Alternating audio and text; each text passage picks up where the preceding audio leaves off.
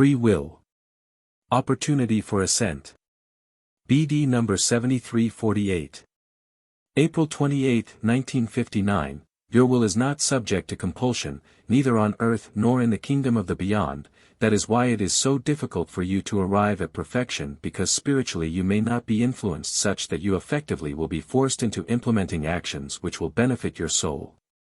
Everything is based on free will, even though many people would much rather doubt than acknowledge this, but it is nevertheless the most important factor in earthly life and will remain so in the beyond. For against his will no human being will be able to become blessed, against its will no soul will attain enlightenment, otherwise all spiritual beings would have been redeemed by now.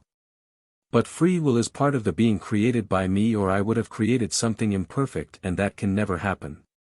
The being was in my image, it was an emanation of my fundamental nature, and anything divine is unthinkable without free will. Free will was the cause of the being's apostasy from me. Free will is also the basic condition of return to me. No side, neither mine nor my adversary's side, will be able to forcibly influence a being into wanting and acting in a particular direction. The being freely determines its own will and can only in this way attain perfection one day, but it can also remain far away from me for an infinitely long time. And if you humans think about this, then you will also understand the battle on earth, for good as well as evil forces try to pull you over to their side by striving to influence your will with notions which you should take up by yourselves. Both directions, the light as well as the darkness, would like to win your will over for themselves, but neither can force you. In the final analysis it remains your own decision, and therefore you can only be influenced by being informed of teachings, of my word, of all pros and cons, and then you will have to decide as to whether or not to accept these notions. And this free will concerns your innermost attitude, and not always that which you actually do.